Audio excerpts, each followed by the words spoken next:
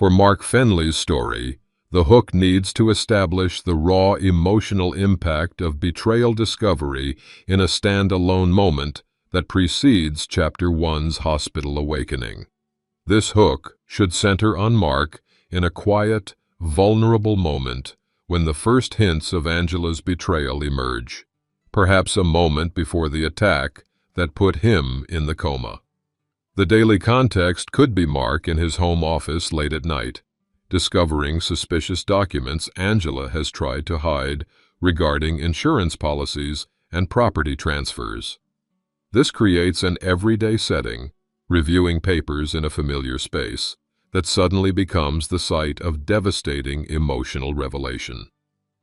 The emotional build would follow Mark's hands trembling as he connects the dots between seemingly innocent documents, recognizing Angela's deliberate forgery of his signature on critical financial papers. Mark Fenley awakened to sterile brightness, his architect's eye automatically noting the geometric pattern of ceiling tiles above. Something was wrong. The rhythmic beeping beside him took shape, a hospital monitor. Memory seeped back like water finding cracks in concrete. The parking garage, the sudden movement, the shots. Then Angela's voice drifted from nearby, low and urgent. "He's still unresponsive, Darren. The doctors say it could be days." A pause. "Of course I'm being careful. He can't hear anything." Mark kept his eyes closed, his body perfectly still, despite the tremor building inside. Darren. His wife's voice caressed the name with familiar intimacy. A single tear escaped, tracking silently down his temple to the pillow. The insurance adjuster called again. "Yes, I signed everything using the templates we prepared. Don't worry about the architectural firm. I've already spoken with James about transferring the West Side project." The firm, his life's work.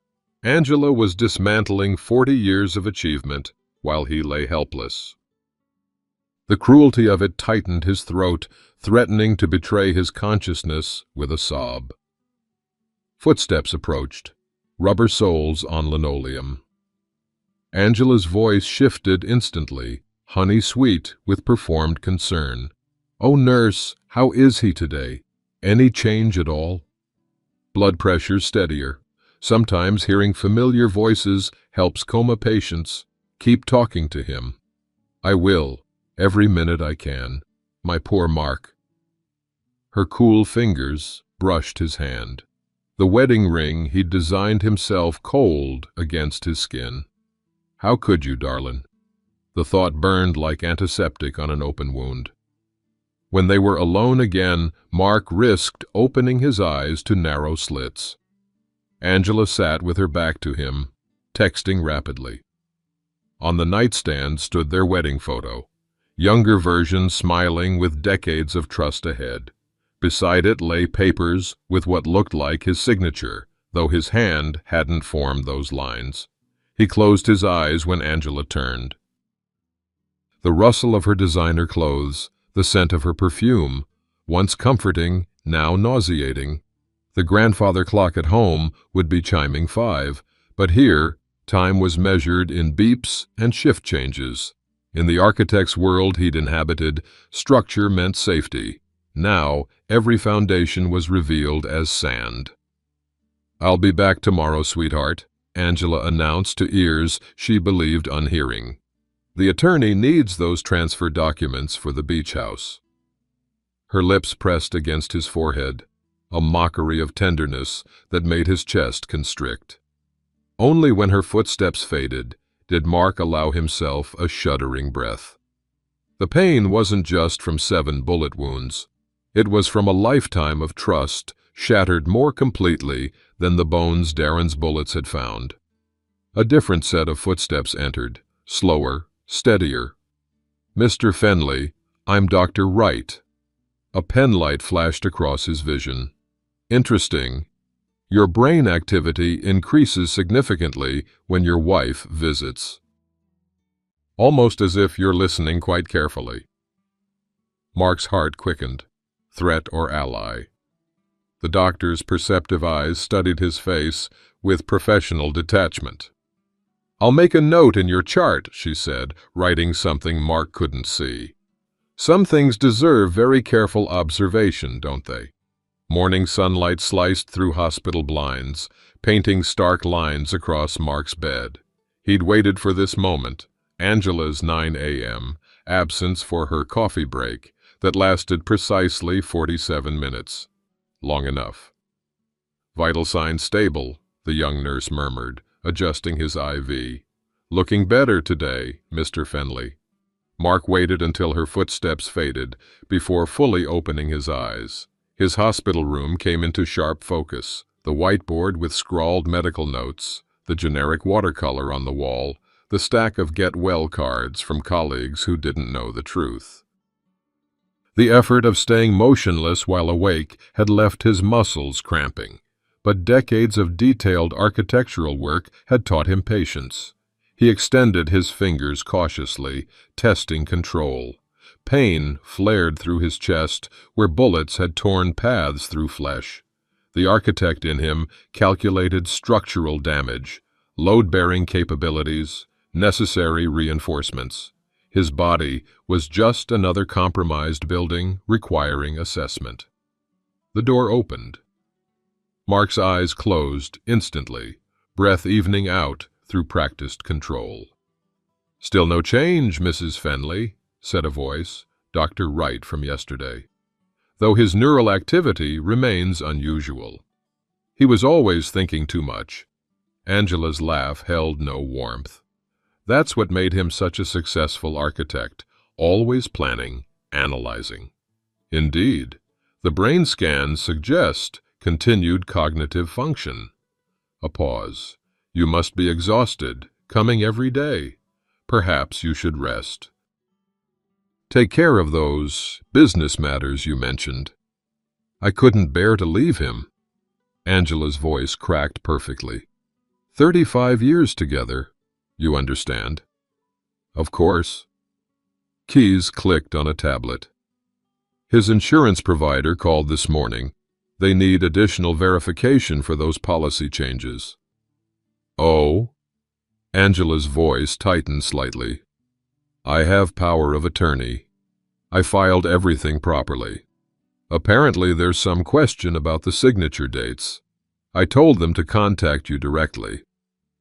Mark's fingertips pressed imperceptibly into the mattress. Old girls slipping up, getting sloppy in the home stretch. After they left, Mark reached slowly for the water cup beside him. His hand trembled. Weakness, not fear. 7 bullets should have killed him. That he lived was either miracle or curse, depending on the moment. He sipped water, throat working painfully. On the nightstand, Angela had left her planner. He stretched, agony shooting through his shoulder, but architectural precision guided his movement. One finger hooked the leather cover, pulling it closer. Inside, appointments circled in red. Insurance final and D Motel with tomorrow's date. An address scrawled beneath. A transfer schedule marked for the end of the week. M to Pinecrest Care. The planner slipped from suddenly numb fingers. A long-term facility. Once there, how long before another accident? Mark wiped moisture from his eyes with a hospital rough tissue. Memories of designing their home, champagne celebrations at project completions, whispered plans for retirement, all lies built on a facade more false than any he'd ever drafted. Footsteps approached. Mark returned the planner, resumed his position of unconsciousness, but behind closed lids, his architect's mind had already begun drafting new blueprints, not for buildings, but for survival. Try again, Mr. Fenley. Small movements first. The physical therapy room smelled of antiseptic and effort, sweat-tinged determination and rubber mats. Mark gripped the parallel bars, arms trembling. Dr. Wright observed from the doorway, clipboard in hand. She'd arranged these private sessions during Angela's predictable absences. Good, the therapist encouraged as Mark shifted weight to his right leg. Pain shot through his torso where the fourth bullet had grazed his lung. The floor seemed miles away, yet his architect's eye measured exactly 28 inches. Structural integrity, Mark whispered, the first words he'd spoken aloud since awakening. His voice sounded foreign, sandpaper on stone. What's that? The therapist steadied his elbow. Old habit. Assessing. Foundation strength. Each word cost effort, but the blueprint in his mind was clear. Recover enough strength to escape before the transfer to Pinecrest. Dr. Wright approached when the therapist stepped away. Your progress is remarkable considering most people with 7 gunshot wounds don't stand so soon. Most people, Mark's breath hitched, don't have the motivation. She lowered her voice. I've noted discrepancies in your wife's accounts of the accident, and your insurance company called again about policy changes dated while you were comatose. Mark's eyes met hers directly. The moment stretched between them, assessment, calculation, decision. My wife has excellent drafting skills, he finally said, though her signatures lack architectural precision. Dr. Wright's expression remained neutral, but understanding passed between them. The transfer to Pinecrest is scheduled for Friday morning. Your wife was quite insistent about the timing. Was she? Mark's fingers tightened on the metal bar. 35 years of marriage translated Angela's urgency clearly. Darren was impatient. The motel rendezvous in her planner suddenly made sense. Once Mark was secured in Pinecrest, they would celebrate their freedom. A tear escaped despite his control, tracking down his stubbled cheek. Not for lost love. That grief had hardened to resolve, but for lost time. Decades invested in a partnership revealed as performance. He lowered himself back to the wheelchair, muscles quivering. Through the therapy room windows, he could see the hospital garden, where elderly patients sat enjoying rare November sunshine. Beyond lay the parking structure, where Darren had waited, gun ready. I need to review your chart before the transfer, Dr. Wright said conversationally. Some irregularities need documentation. Perhaps tomorrow, during your wife's morning absence. Mark nodded slightly. I appreciate thorough documentation. After she left, he wheeled himself to the window, the motion awakening fresh pain. Across the garden, a couple walked arm in arm, weathered faces turned toward each other with genuine affection. The sight tightened his throat more than any physical therapy strain. The grandfather clock at home would be chiming 3. Angela would be meeting with James from the firm, transferring the West Side project, his legacy project, to her control. The betrayal expanded beyond personal to professional, beyond heart to life's work. He returned to his room, transferred himself to bed through gritted teeth. The effort left him sweating but satisfied. Progress, just enough to attempt what must come next. A nurse entered with medication. Your wife called. She'll be bringing dinner tonight instead of visiting this afternoon. Some meeting ran long. Mark closed his eyes, feigning drug-induced sleep. In the darkness behind his eyelids, Friday's transfer loomed, the deadline that would determine whether his story ended in murder or justice. The clock ticked on. Darkness had fallen hours ago. The hospital corridor lights dimmed to night settings, casting Mark's room in shadows, punctuated by the electronic glow of monitors. He lay perfectly still, measuring Angela's breathing as she dozed in the recliner beside his bed. This was his chance. Her evening visit had been brief, but revealing. "Just checking in before meeting the contractor about selling the house," she'd explained, kissing his forehead while he feigned sleep. "Rest well, darling. Only 2 days until Pinecrest." The endearment tasted of ash. Now her designer purse sat within reach, partially open. Inside lay her phone, the repository of evidence he needed. Mark eased himself upright, muscles protesting after days of pretended immobility. Each movement required architectural precision, shifting weight to avoid creaking bed springs, distributing balance to minimize pain. 7 bullets had torn through his body, but his hands remained steady. Hands that had drafted award-winning structures now reached for proof of his planned destruction. Angela's breathing remained deep and regular, the untroubled sleep of someone who believed victory assured. Her phone unlocked with her birth date, a password she'd never changed. A rookie error. Then again, she'd never credited him with the observational skills that made him a renowned architect. "Always underestimated the old man's eye for detail, didn't you, darling?" The glow illuminated his face as he navigated to her messages. There it was, a conversation thread with D, stretching back 7 years. 7 years of betrayal during their 35-year marriage. The timestamp on the first romantic message coincided with his winning the Architectural Achievement Award, his greatest professional triumph paired with the beginning of her greatest deception. Mark's throat constricted as he scrolled through years of intimacy between his wife and the man who'd put 7 bullets in his body. "Insurance looks solid," read a recent text from Darren. "Once he's in Pinecrest, nobody questions complications in recovery for a man his age." "Friday motel celebration still on," Angela had replied. "After transfer complete, 2 p.m. Moisture blurred his vision, but Mark blinked it away. No time for tears. He photographed key messages using the camera he'd convinced a sympathetic night nurse to smuggle in. Architectural training had taught him the value of documentation, evidence as structural support for the case he was building. He moved to her email next. There they were. Correspondence with the insurance company, policy changes tripling his death benefit with Angela as sole beneficiary.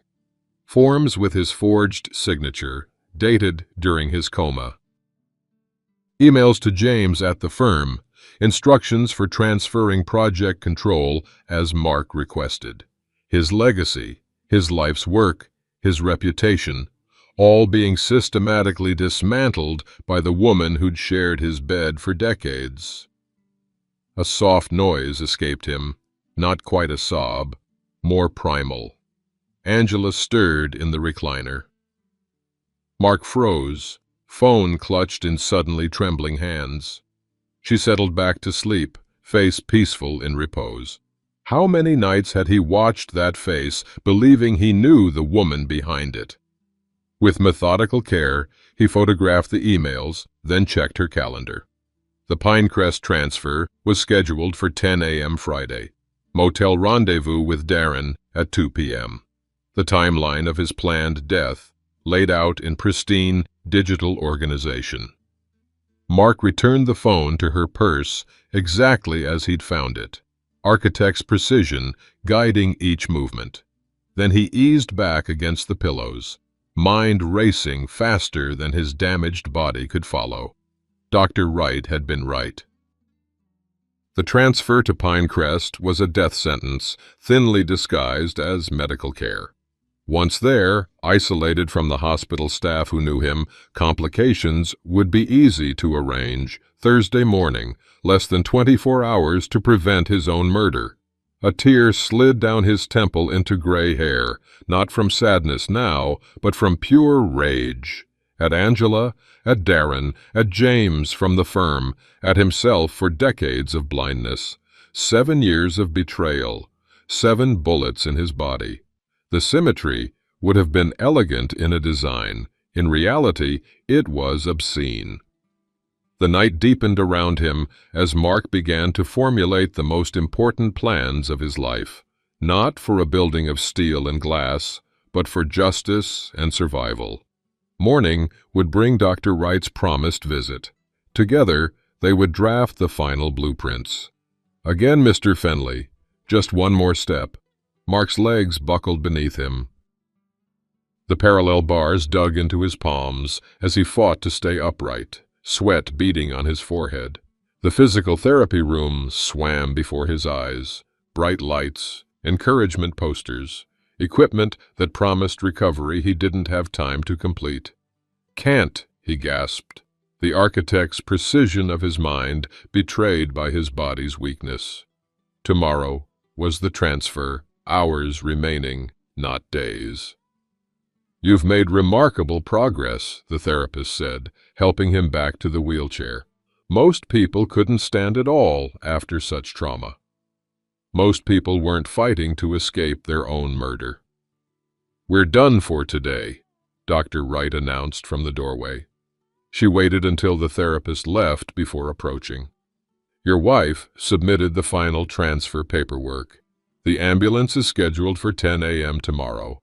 Mark gripped the wheelchair arms. "Need to show you something." Dr. Wright checked the hallway before closing the door. "The night nurse mentioned your research." Mark withdrew the small camera from where he'd taped it beneath the wheelchair seat. His hands trembled, not from emotion now, but exhaustion. Every ounce of strength had gone into the morning's therapy, trying to prepare his body for what his mind had planned. "Evidence?" he managed, voice ragged. "Insurance fraud, murder conspiracy." Dr. Wright's face remained professionally neutral as she reviewed the photos, text messages, emails, calendar entries. Only her whitening knuckles revealed her reaction. "This is—" She paused, searching for the word. "Architectural failure," Mark supplied. "Structural collapse of 35 years. I was going to say criminal." She handed back the camera. "Have you contacted the police?" Mark's laugh held no humor. "With what proof? My word against hers. A respected architect's wife versus a damaged old man?" The bitterness in his voice surprised even him. "The story sounds delusional." "Paranoid." Dr. Wright nodded slowly. "The authorities might see it that way, especially with her power of attorney and your medical condition." "Exactly." Mark closed his eyes briefly, fighting a wave of despair. His legs still couldn't support him for more than moments. His hands shook constantly. The wheelchair had become both prison and symbol of his helplessness. "I need air," he said suddenly. "Please." She hesitated only briefly before unlocking the brakes on his wheelchair. "The garden. 10 minutes. Your wife's meeting with the Pinecrest administrator runs until 11. The November air hit Mark's face like a blessing as they emerged into the hospital garden. Dried leaves skittered across the path, and elderly patients sat bundled on benches, faces turned toward weak sunshine, a world continuing while his own had shattered. Dr. Wright positioned his wheelchair in a secluded corner, then sat on the bench beside him. "What's your plan?" "Failing," Mark admitted, tears forming despite himself. "Body won't cooperate." The first tear fell, then another. Months of architectural training in control, emotional and physical, crumbled like poorly mixed concrete. His shoulders shook with silent, racking sobs that tore at his healing wounds. 35 years, he gasped between breaths. Built everything together, and now he couldn't continue. Dr. Wright sat silently, allowing the breakdown she'd likely anticipated. Only when his breathing steadied did she speak. "Sometimes destruction precedes creation. Every architect knows that. Mark wiped his face with a trembling hand. Not enough time. Perhaps. She glanced at her watch.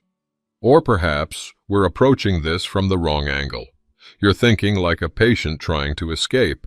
What would an architect do? Work with the existing structure, not against it. The thought crystallized through his exhaustion.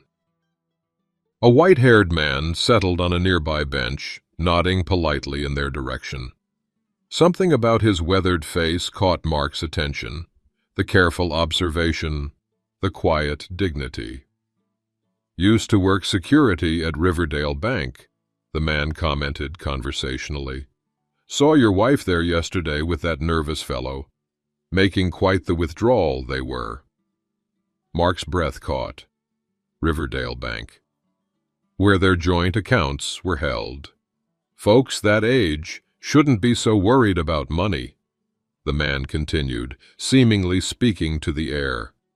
The branch on Parker Street is much better for privacy, though open till 7 most days. He nodded again before walking away, autumn leaves crunching beneath careful steps. Dr. Wright and Mark exchanged glances. "Interesting coincidence," she murmured. But Mark's architect's mind was already rebuilding, redesigning from the foundation up. The Riverdale Bank on Parker. 7 p.m. closing. Angela's motel meeting tomorrow at 2. For the first time since awakening, the blueprint began to take clear shape. Not escape, confrontation, not flight, justice. "I need one more thing," Mark said, new resolve steadying his voice. "Your help with documentation." Dr. Wright studied his face. Professional assessment weighing risk against ethical obligation. Whatever she saw there must have satisfied her. "I believe comprehensive documentation is always in a patient's best interest," she said carefully, "especially regarding transfer protocols." As they returned to the hospital building, Mark felt the weight of the camera against his leg. Evidence was foundation. Planning was structure. Tomorrow would be completion. The tears had dried on his face, leaving tracks like blueprints for what must come next. Mark's hospital room had transformed into a war room by midnight. Dr. Wright had arranged for a private suite to prepare for tomorrow's transfer, providing the sanctuary they needed. The small desk lamp cast focused light over scattered papers, hospital forms, bank statements, printed emails. The architecture of betrayal laid bare. "Parker Street branch confirms the withdrawal," Dr. Wright reported, hanging up the desk phone. $400,000 cleared yesterday afternoon. Mark nodded, hands steady now despite exhaustion. The numbness following his garden breakdown had crystallized into clarity. The blueprint was nearly complete. "The transfer ambulance has been rescheduled for noon," she continued. "I cited medication adjustments requiring morning supervision. 2 extra hours, critical foundation work." On the desk sat the evidence assembled during his darkest hours. Photographs of Angela's phone messages, copies of forged documents, a detailed timeline of conspiracy spanning 7 years, the structural supports of his case. "Will it be enough?" Dr. Wright asked, arranging the papers into a folder. "For police?" "Perhaps not immediately." Mark's voice had strengthened with purpose. "For insurance fraud investigators? Absolutely." They had spent hours drafting the plan. Not escape. That had been his error. His weakened body couldn't flee. But it could bear witness. It could confront. It could document. "Are you certain about this approach?" Dr. Wright's professional detachment slipped slightly, revealing concern. "The physical toll alone." "I've spent my life creating structures to withstand pressure," Mark interrupted. "Now I need to become one." He wheeled himself to the window. Night had claimed the hospital grounds, but tomorrow's path was illuminated in his mind with architectural precision. Angela and Darren at the motel.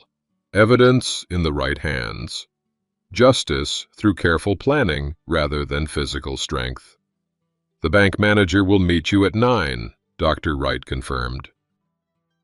The documentation we've prepared should be sufficient to freeze the accounts pending investigation. Mark nodded, a tear escaping despite his resolve. Not from despair now, from gratitude for this unexpected ally. You're risking your career. I'm upholding my oath, she corrected. Do no harm. Sometimes that means preventing harm rather than just treating it afterward. The night deepened around them as they refined details. The physical therapist had smuggled in street clothes, slacks, button-down shirt, loafers, laid out for tomorrow like armor. The night nurse had provided a hospital employee badge that would open the service elevator. Small acts of resistance against a crime years in the making. Your architectural protege called the nurse's station again, Dr. Wright mentioned. Jason Chen, quite persistent about your condition. The name sparked a fresh pang. Jason, his most promising student, now colleague. Another piece of his legacy Angela was dismantling. He'll protect the firm, Mark said with certainty, once he knows. At 3 a.m., Dr. Wright departed with the evidence folder, leaving one copy secured in Mark's wheelchair lining. The hospital settled into pre-dawn quiet, broken only by distant announcements and the occasional squeak of nurses' shoes. Mark transferred himself from wheelchair to bed, the movement now practiced despite pain. He lay back, visualizing tomorrow's confrontation at the motel, not with violence, with evidence, not with rage, with justice. For the first time since awakening to betrayal, tears fell that weren't from grief or anger. These were tears of purpose rediscovered. The architectural principle of adaptive reuse, finding new purpose for damaged structures, applied now to his own life. Sleep came surprisingly easily, deep and restorative. When morning light slipped through the blinds, Mark opened his eyes with clarity. The grandfather clock at home would be chiming 6, the hour he'd risen for decades to create buildings that would outlast him. Today he would create something equally enduring: justice.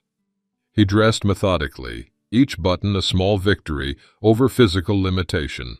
The shirt hung loosely on his frame, weight lost to trauma and hospital food. But his eyes in the bathroom mirror showed something regained: determination, purpose, dignity. A knock announced Dr. Wright's arrival. She entered with a wheelchair and folder. Bank accounts frozen, she reported. Police report filed regarding the insurance fraud. Pinecrest administrator informed of potential issues with the transfer. Foundation work, completed according to specifications. And Angela? Mark asked, settling into the wheelchair. Called 20 minutes ago. Transfer still expected at noon. She'll meet the ambulance at Pinecrest. Dr. Wright checked her watch. Which gives us exactly 3 hours before she realizes you're not coming. Mark nodded, feeling the weight of the evidence folder beneath him. 35 years of marriage had ended the moment he'd heard Angela speak Darren's name. Today would simply formalize that ending and ensure justice for the attempted murder of not just his body, but his legacy. "I'm ready," he said, hands steady on the wheelchair arms. As Dr. Wright pushed him toward the service elevator, Mark felt the strange lightness that came with absolute clarity of purpose. The hallways fell away behind them, hospital boundaries dissolving. Ahead lay confrontation, justice, and perhaps, though he hardly dared consider it, a future rebuilt from ruins. Mark's hospital room had transformed into a war room by midnight. Dr. Wright had arranged for a private suite to prepare for tomorrow's transfer.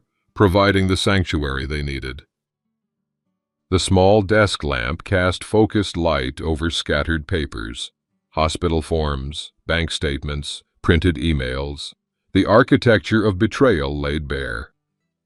Parker Street branch confirms the withdrawal, Dr. Wright reported, hanging up the desk phone. $400,000 cleared yesterday afternoon. Mark nodded, hands steady now despite exhaustion.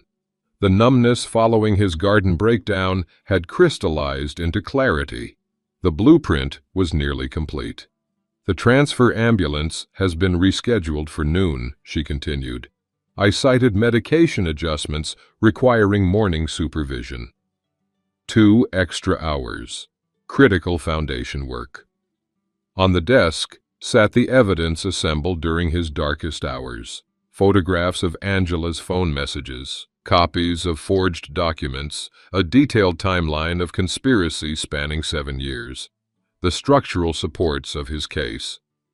Will it be enough? Dr. Wright asked, arranging the papers into a folder. For police? Perhaps not immediately. Mark's voice had strengthened with purpose. For insurance fraud investigators? Absolutely. They had spent hours drafting the plan, not escape. That had been his error. His weakened body couldn't flee, but it could bear witness. It could confront. It could document. Are you certain about this approach? Dr. Wright's professional detachment slipped slightly, revealing concern. The physical toll alone. I've spent my life creating structures to withstand pressure, Mark interrupted. Now I need to become one. He wheeled himself to the window. Night had claimed the hospital grounds, but tomorrow's path was illuminated in his mind with architectural precision. Angela and Darren at the motel. Evidence in the right hands. Justice through careful planning rather than physical strength. The bank manager will meet you at 9, Dr. Wright confirmed. The documentation we've prepared should be sufficient to freeze the accounts pending investigation. Mark nodded, a tear escaping despite his resolve. Not from despair now, from gratitude for this unexpected ally. You're risking your career. I'm upholding my oath, she corrected. Do no harm. Sometimes that means preventing harm rather than just treating it afterward. The night deepened around them as they refined details. The physical therapist had smuggled in street clothes, slacks, button-down shirt, loafers, laid out for tomorrow like armor. The night nurse had provided a hospital employee badge that would open the service elevator. Small acts of resistance against a crime years in the making. Your architectural protege called the nurses' station again, Dr. Wright mentioned. Jason Chen, quite persistent about your condition. The name sparked a fresh pang. Jason, his most promising student, now colleague. Another piece of his legacy Angela was dismantling. He'll protect the firm, Mark said with certainty, once he knows. At 3 a.m., Dr. Wright departed with the evidence folder, leaving one copy secured in Mark's wheelchair lining.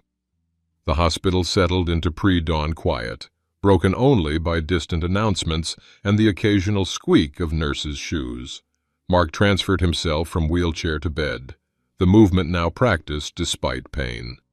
He lay back, visualizing tomorrow's confrontation at the motel, not with violence, with evidence, not with rage, with justice. For the first time since awakening to betrayal, tears fell that weren't from grief or anger. These were tears of purpose rediscovered. The architectural principle of adaptive reuse, finding new purpose for damaged structures, applied now to his own life. Sleep came surprisingly easily, deep and restorative. When morning light slipped through the blinds, Mark opened his eyes with clarity. The grandfather clock at home would be chiming 6, the hour he'd risen for decades to create buildings that would outlast him. Today, he would create something equally enduring, justice. He dressed methodically, each button a small victory over physical limitation. The shirt hung loosely on his frame, weight lost to trauma and hospital food. But his eyes in the bathroom mirror showed something regained: determination, purpose, dignity. A knock announced Dr. Wright's arrival. She entered with a wheelchair and folder. "Bank accounts frozen," she reported. "Police report filed regarding the insurance fraud. Pinecrest administrator informed of potential issues with the transfer. Foundation work completed according to specifications." "And Angela?" Mark asked, settling into the wheelchair. "Called 20 minutes ago. Transfer still expected at noon. She'll meet the ambulance at Pinecrest." Dr. Wright checked her watch. "Which gives us exactly 3 hours before she realizes you're not coming." Mark nodded, feeling the weight of the evidence folder beneath him. 35 years of marriage had ended the moment he'd heard Angela speak Darren's name. Today would simply formalize that ending and ensure justice for the attempted murder of not just his body, but his legacy. "I'm ready," he said, hands steady on the wheelchair arms. As Dr. Wright pushed him toward the service elevator, Mark felt the strange lightness that came with absolute clarity of purpose. The hallways fell away behind them, hospital boundaries dissolving. Ahead lay confrontation, justice, and perhaps, though he hardly dared consider it, a future rebuilt from ruins. Rain streaked the car windows, creating distorted patterns that reminded Mark of abstract architectural sketches. Dr. Wright drove carefully through the mid-morning downpour, windshield wipers keeping metronomic time like the grandfather clock at home. "The bank meeting went well," she observed, turning onto the highway. "Better than expected." Mark nodded, clutching the folder of new evidence. The bank manager's face, when presented with forged withdrawal authorizations, had shifted from skeptical to stunned to cooperative within minutes. Accounts frozen, transaction records provided, security footage of Angela and Darren's visit secured. Another structural support in place. "The insurance investigator is meeting us at 2:15, Dr. Wright continued. 15 minutes after their scheduled rendezvous. Perfect timing. The Lakeview Motel appeared through the rain, a single-story relic with peeling paint and a flickering neon sign advertising vacancy. Angela's silver Mercedes was already parked outside room 12, just as the calendar entry had indicated. Darren's black SUV sat 3 spaces down. Mark's heart pounded against healing ribs. This unremarkable motel was the nexus of betrayal, where his wife and her lover had plotted his murder, and where they now celebrated its apparent success. "We're early," Dr. Wright noted, parking at the far end of the lot with clear sight lines to room 12. "The insurance investigator won't arrive for another 40 minutes. Mark struggled to steady his breathing. The confrontation he'd visualized all night suddenly loomed immediate and raw. 35 years of marriage would end officially in this shabby motel with its rain-slicked parking lot and buzzing neon. "Second thoughts?" Dr. Wright asked, professional detachment temporarily lowered. "Architectural assessment," Mark corrected, voice steadier than he felt.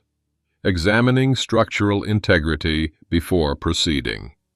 A faint smile touched Dr. Wright's lips. "Your professional perspective serves you well in crisis." They sat in silence as rain drummed on the car roof. Mark mentally reviewed the blueprint. Wait for the insurance investigator. Document the meeting. Present evidence of fraud and conspiracy. Let justice proceed through proper channels. No direct confrontation, no emotional scenes. Clean, precise, architectural in its execution. Then a gunshot shattered the plan. The sharp crack cut through rainfall, unmistakable even to civilian ears. Dr. Wright straightened, hand reaching for her phone. "That came from room 12, Mark finished, adrenaline overriding pain as he pushed the car door open. "Wait," Dr. Wright called. "The police!" But Mark was already wheeling himself through the rain, decades of practiced movement on construction sites translating to surprising speed across wet pavement. The architectural plan had changed, adaptation required, a second shot, a scream, Angela's voice, then silence. Mark reached room 12 as the door flew open. Angela stumbled out, blood staining her designer blouse, eyes wild with panic. She froze when she saw Mark, wheelchair-bound in the rain, very much alive. "Mark?" Disbelief shattered her composure. "You're supposed to be at Pinecrest?" He finished, rain soaking through his shirt. "Waiting for complications to arise?" Color drained from her face. Behind her, through the open door, Mark glimpsed Darren sprawled on the motel room floor, a spreading crimson stain on his chest. The gun lay between them, gleaming dully in the motel room light.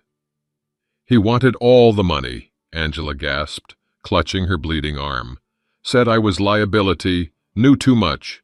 When I got the call, you hadn't arrived at Pinecrest." Police sirens wailed in the distance. Dr. Wright appeared beside Mark, phone in hand, rain plastering her hair to her face. "Authorities are 3 minutes out," she reported calmly. "Ambulance as well." Angela's eyes darted between them, calculation replacing shock. The performance resuming. "Thank God you're here, Mark. Darren attacked me. I had no choice." "Don't!" The word cut through her manufactured narrative. 7 years, Angela. 7 bullets. All documented. He patted the waterproof folder secured beneath his wheelchair seat. "The insurance fraud investigation starts today. Bank accounts already frozen." Her face contorted, the mask slipping completely. "You were never supposed to wake up." The raw truth of it hung between them as police cars skidded into the parking lot, lights flashing blue and red against the rain. Mark felt a strange calm descend. The confrontation had unfolded differently than planned, messier, more dramatic. But the outcome remained the same. Justice would proceed, not through his direct action, but through the self-destruction of those who had betrayed him. As officers approached, weapons drawn, Mark exchanged a glance with Dr. Wright. Her slight nod confirmed what he already knew. This chapter was ending. What followed would be up to him. Trust shattered beyond repair. Sometimes the only way forward is through the wreckage, finding strength in what remains.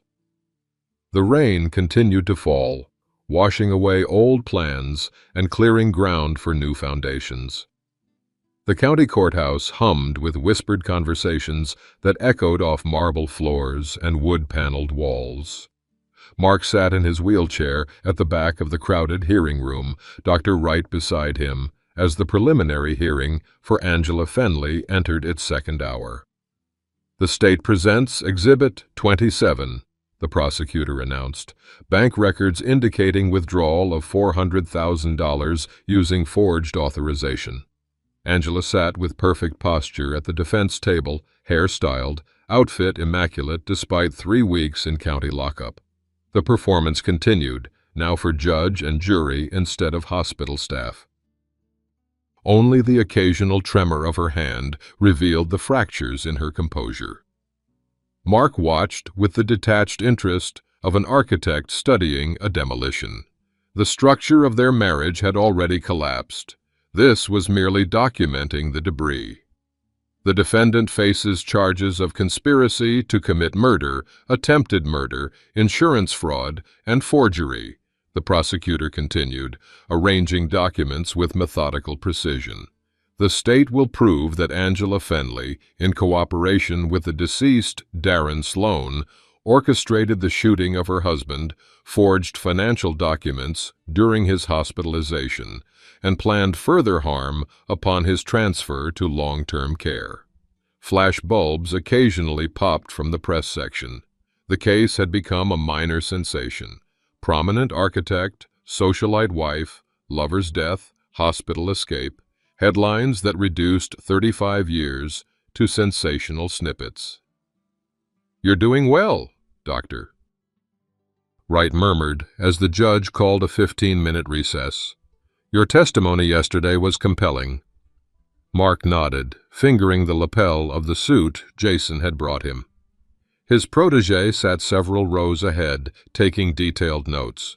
The architectural firm was saved. Jason had discovered James's complicity with Angela and removed him before significant damage occurred.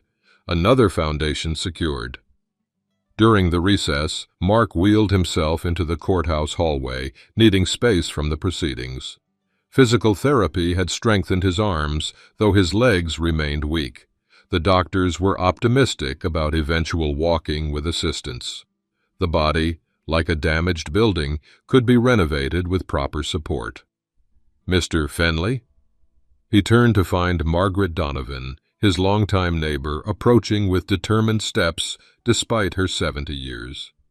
"I've been following the case," she said, settling beside him on a bench. "Retired judge myself." "They've got her dead to rights." Mark nodded, unsurprised by her assessment. Margaret had always been perceptive, her gardening hobby providing perfect observation points for neighborhood activities. 35 years, she mused, shaking her head. "You never really know someone, do you?" The question hung between them, profound in its simplicity. A tear escaped before Mark could prevent it, tracking down his cheek in the safety of this quiet courthouse corner. "No," he agreed, voice rough. "You design a life together, believing the blueprints are mutual." Margaret patted his hand, weathered fingers gentle on his. "What will you do after? The house holds too many memories, I'd think." The question had occupied his nights at the rehabilitation center where he now stayed.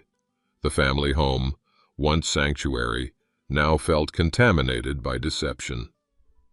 "I've been drawing again," he admitted. "Not buildings this time, just possibilities."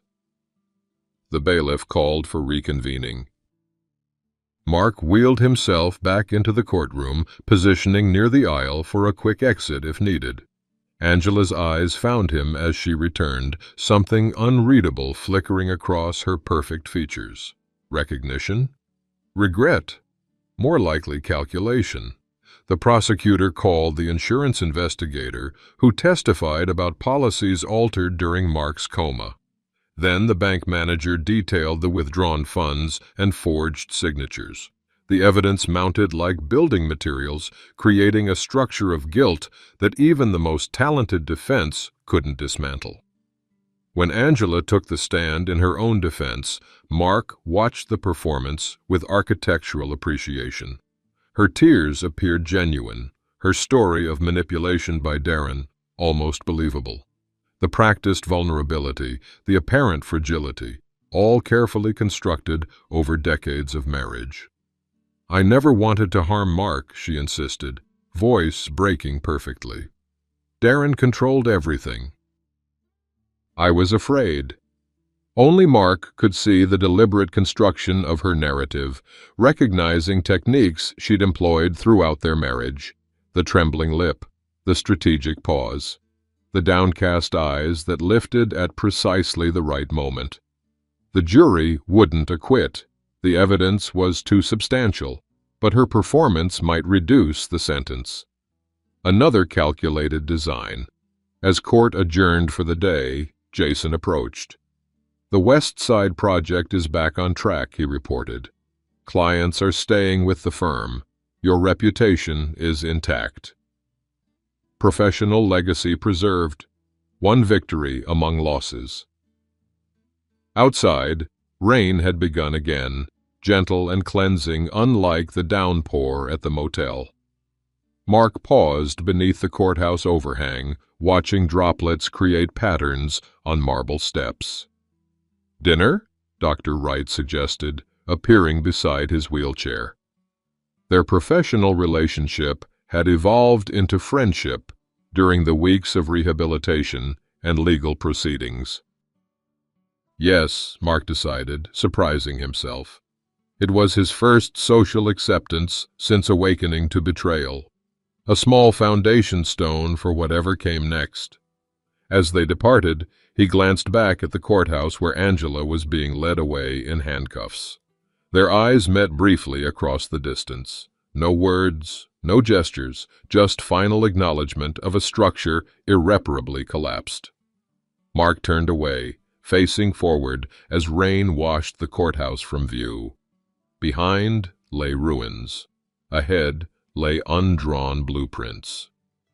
6 months later, Mark stood unassisted on the observation deck of the harbor lighthouse, sea breeze ruffling his silver hair. The cane leaned against the railing, present but unused for the moment. Small victories measured progress these days. Below, waves broke against shoreline rocks, constant motion against unchanging foundations. The architect in him appreciated the metaphor. "Perfect day for this," Jason commented, joining him at the railing. "The view is spectacular." Mark nodded, eyes tracing the coastline to where his newest design took shape, a rehabilitation center for trauma survivors, its structure embracing both strength and transparency. No hidden spaces, no false facades. Architecture as healing. "The southeast support columns arrived this morning," Jason reported. "Construction remains on schedule." "Good." Mark's voice carried easier now, body and spirit finding new equilibrium. Physical therapy had restored much of his mobility, though full recovery remained a distant goal. Like the rehabilitation center, he remained a work in progress. The trial had concluded 3 months ago. Angela sentenced to 25 years for conspiracy and fraud. The architectural firm had not only survived, but thrived under Jason's leadership with Mark's occasional consultation. Life had found new patterns, new structures. "Shall we head back? The foundation inspection starts at 3. Jason checked his watch. "Go ahead." "I'll follow shortly." Mark needed this moment alone, this quiet acknowledgement of transition. When Jason departed, Mark withdrew an envelope from his jacket pocket. Angela's latest letter from prison. Monthly correspondence had become her newest performance, filled with apologies and explanations he neither believed nor required. He placed it unopened into the small metal trash container. Another ritual of release. From his other pocket, he removed the wooden box that had arrived that morning. Inside lay his wedding band, returned by Angela's attorney as part of the final divorce settlement. 35 years encircled in gold, now just metal without meaning.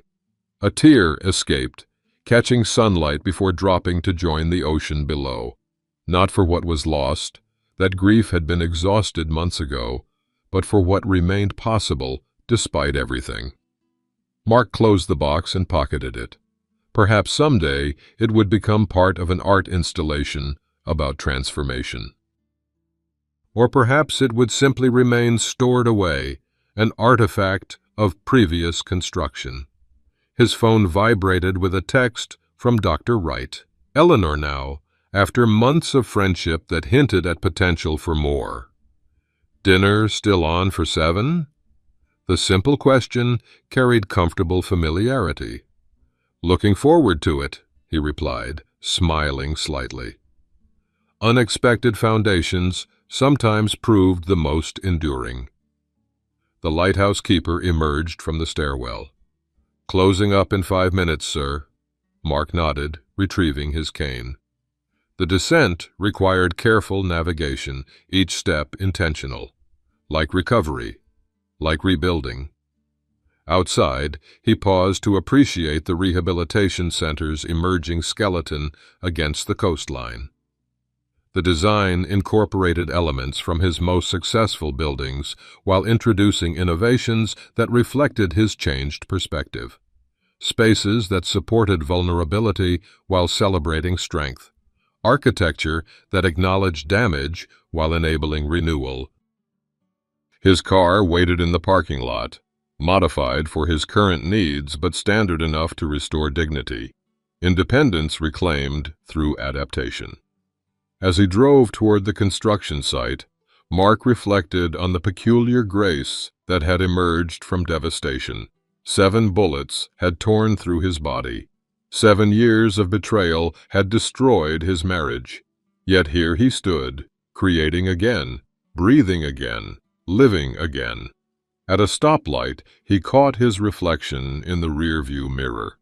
The face had aged, lines deepened by pain and revelation.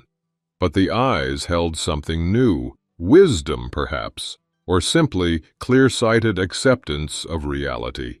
The architectural assessment complete, possibilities identified, reconstruction underway. The lighthouse disappeared from view as he rounded the coastal curve, its structure no longer needed for navigation. Ahead lay the rehabilitation center, its foundation solid, its framework rising toward completion.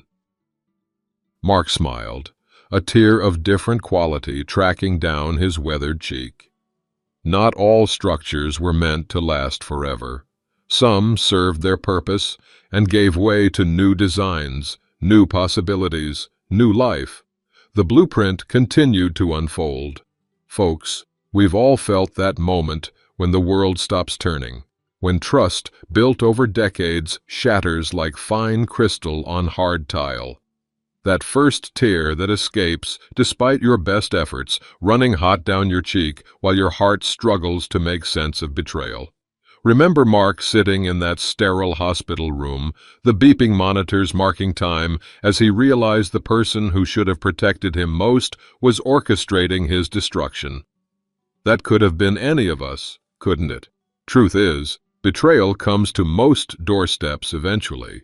Maybe not as dramatic as bullets and forged signatures, but just as devastating in the quiet hours when you're alone with your thoughts. The partner who promised forever, the child who turns distant, the colleague who claims your work. They leave the same hollow ache in a chest that's weathered too many seasons. We've all sat in silent rooms, photographs watching from shelves, wondering how we missed the signs. Haven't we? But here's what I've learned watching Mark's journey, and maybe you've learned it too, through your own hard-won battles. Wisdom isn't just about living long, folks. It's about using those years to rebuild when the foundations crumble. It's about finding strength in the cracks, like those Japanese pots mended with gold. Remember how Mark used his architect's eye to spot what others missed? That's the gift of our years, the pattern recognition that comes from living through storms and still standing afterward. The hardest lesson isn't the betrayal itself. It's learning that endings sometimes clear ground for beginnings. Mark didn't just survive, he found purpose in ruins, dignity in reconstruction. That coastal rehabilitation center rising from his blueprints, that's what we all create when we refuse to let betrayal define us. New structures, new connections, new purpose. I suspect you know something about rebuilding, too. The coffee might taste bitter some mornings. The porch swing might creak with only your weight. But you're still drawing blueprints for tomorrow, aren't you? Still finding beauty in coastlines after storms. Still creating something worthwhile from what remains. That's not just survival, darling. That's triumph.